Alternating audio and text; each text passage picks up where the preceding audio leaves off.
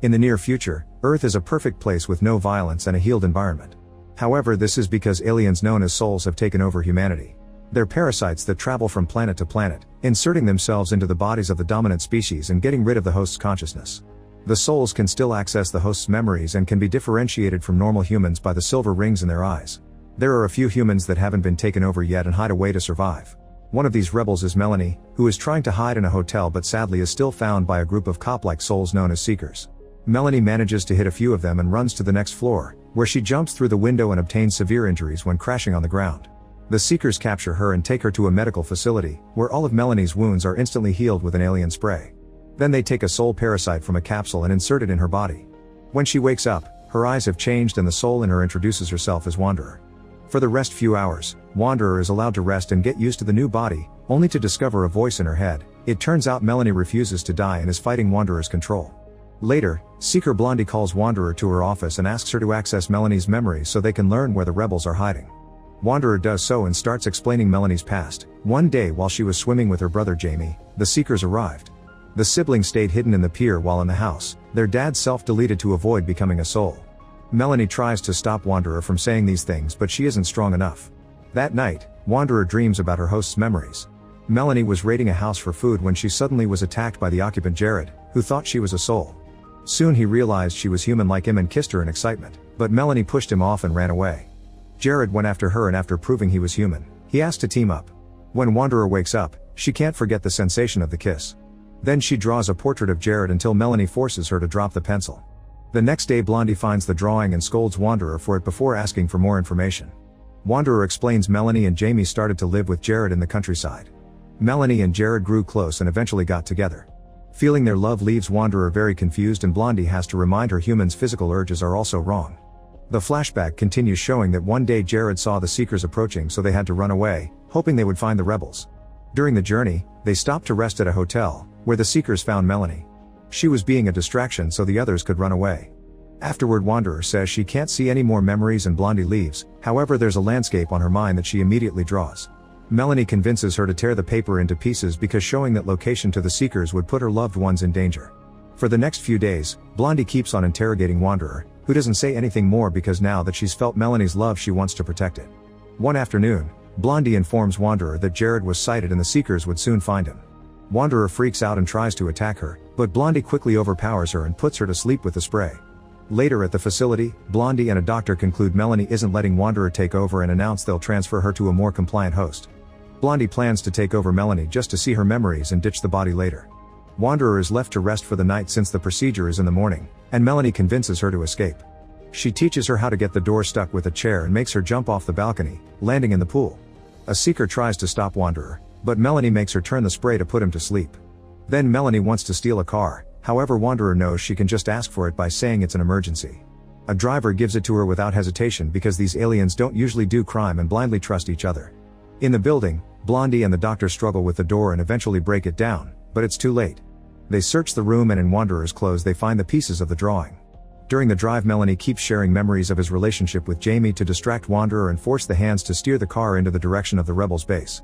When Wanderer realizes this, both girls start fighting over the wheel and causes the car to crash off the road. With no other choice, Wanderer lets Melanie guide her through the desert, making sure to step on rocks to avoid leaving tracks. At the Seeker facility, Blondie puts the drawing together and finds the location on a digital map. She immediately leaves in her modern vehicle and reaches the spot with the crashed car, but there are no tracks for her to follow. She calls backup and sends them to search the area. Meanwhile Wanderer keeps on walking through the desert with just a small bottle of water from the car. Eventually the sunburn is too much and passes out under a tree.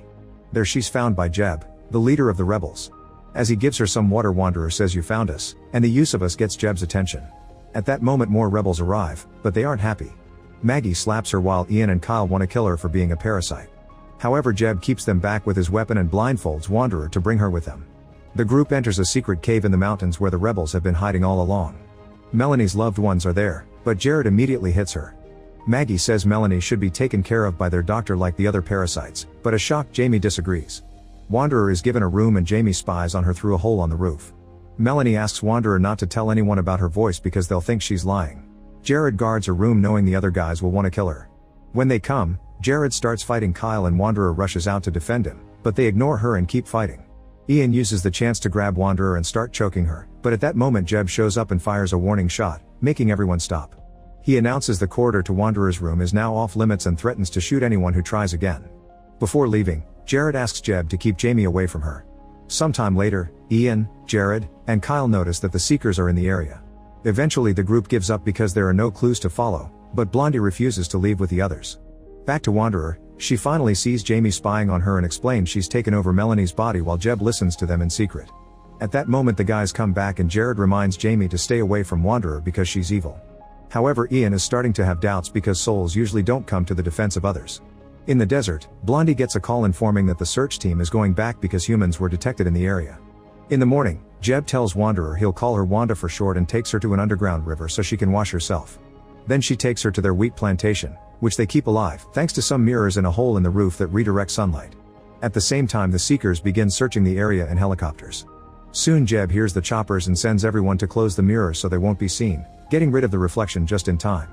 After the helicopters are gone, Jeb gives his weapon to Jamie so he can feel safe while hanging out with Wanderer, not telling him he kept the bullets.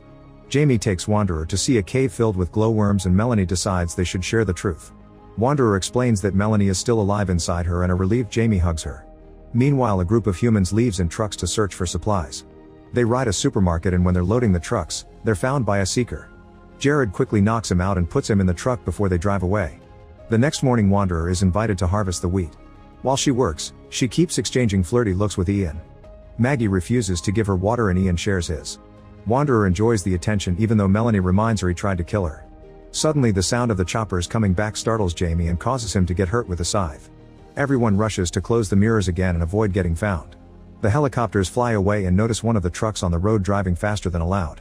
The guys in that truck open fire and scare the chopper away, but Seekers in cars soon start chasing them. Soon they're surrounded with no ways to escape, so the guys decides to crash the truck to avoid getting caught. In the other truck, Jared and Kyle are devastated to watch their friends die but they have to pretend to be souls and keep going. The Seeker Blondie notices the hesitation and informs her team. Soon a Seeker car begins chasing them as well and Kyle opens fire to no avail. Jared stops the truck under a bridge and causes the car to crash against it. Then he and Kyle try to kidnap the driver, but at that moment Blondie arrives and begins shooting at them. The guys immediately escape in the truck and Blondie accidentally shoots the Seeker driver instead, killing him. The other Seekers calling her out on it, saying she's losing control and needs to drop this pointless chase. In the caves, Wanderer shares stories about her people. They've taken over 12 planets with intelligent life and swears they've always lived in harmony with other species. She also reveals she's over 1,000 years old. At that moment Jared and Kyle return and are furious to see Wanderer sitting at the table like an equal. Jeb stops them from shooting and Ian explains she isn't a threat, but he isn't hurt. Jamie cuts in and finally reveals Melanie is still alive in there, yet Jared refuses to believe it and leaves. Ian announces Wanderer can stay in her room for safety. That night Jared dreams about his naughty times with Melanie and decides to talk to her, although he keeps saying it instead of she.